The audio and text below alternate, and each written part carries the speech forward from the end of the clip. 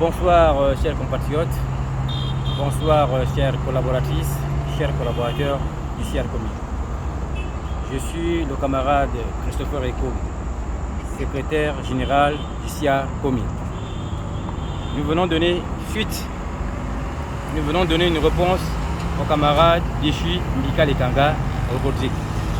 Nous n'allons pas faire une tempête dans un verre d'eau, juste retracer les faits. Aujourd'hui, nous n'avons aucun problème, nous n'avons aucune visite déstabilisatrice à l'encontre de M. Mbika. Seulement, M. Mbika fait l'objet de beaucoup de malversations qui pèsent contre sa personne. Abus d'autorité, abus de pouvoir, il prélève de l'argent auprès des autorités sans l'ordre du CIARCOMI, encore moins le ministère des Mines. En retour, M. Mbika prend des journalistes avec qui il monte des vidéos pour s'attaquer à la tutelle. À la question de savoir, le ministère des Mines sera toujours ministère des Mines. Mais le syndicat, pour que le syndicat soit grand, sans le ministère des Mines, nous ne sommes rien. Parce que c'est le ministère des Mines qui nous donne tout ce qu'on a comme pouvoir. Mais le pouvoir qu'on nous donne est un pouvoir légué par le ministère des Mines. À ce niveau, nous n'avons pas le droit de faire ce que le ministère des Mines ne nous demande pas de faire. Alors, quand M. Mbika se permet de faire du chantage auprès de certaines autorités, mais il ne voit pas qu'il est en train de fragiliser le syndicat. Alors quand on essaie de le dire, les gens ne veulent pas comprendre. Donc avant de tirer de l'eau en large, il faudrait d'abord qu'on comprenne, qu'on reconstruise le contexte dans lequel nous sommes. Nous sommes dans un contexte où certains propos syndicaux ne sont pas autorisés et ne sont pas admis. Autant pour moi. En ce qui concerne les militaires sont quand même nos forces de défense.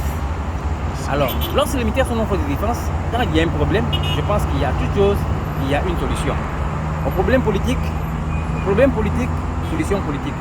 Au problème syndicaux, solution syndicale. À partir de ce moment, il y a quand même des voies de recours, il y a quand même une certaine distance critique dont on veut demander à M. Mbika. Mais nous disons, on n'est pas un syndicat de la honte parce que nous avions les pieds sur terre et on réfléchit. Et dans nos réflexions, nous disons ceci. Nous ne sommes pas là pour demander et autoriser ou bien soutenir l'insoutenable lorsque M. Mbika s'en prend à nos autorités. Ça, nous disons non. Nous ne sommes pas d'accord pour défendre les défendables, pour accepter que Mbika fasse des malversations en forêt auprès de certains étrangers. Nous disons non. Et la xénophobie, c'est une infraction. Le Gabon n'est pas un pays xénophobe. Et lorsqu'on est compatriote, un compatriote doit avoir une probité morale qui n'est pas douteuse comme celle de M. Mbika. À ce niveau, nous venons clairement et simplement faire comprendre à M. Mbika que la récréation est terminée. Tu ne seras plus jamais président du CIARCOMI. Et que ceux qui nous suivent et ceux qui nous écoutent, dans les jours qui suivent, nous allons faire l'objet de nouveaux bureaux qui va gérer les affaires du CIARCOMI. Et nous allons nous battre ensemble pour que le ministère soit à notre disposition pour des projets, la facilitation de certains dossiers pour les artisans miniers, parce que c'est la cause commune qui nous amène au CIARCOMI. On ne vient pas ici pour nous servir et emmerder les autres. Donc, M. Mbika fait dans l'invective, il fait dans l'injure, il fait dans tout ce qu'il va vouloir faire. Mais nous disons, un enfant qui va aller loin se doit d'abord de respecter ses ennemis. Et nous disons non, tu as touché le ministère, tu nous as touché et tu nous auras sur ton chemin. Je vous remercie. Bonne soirée.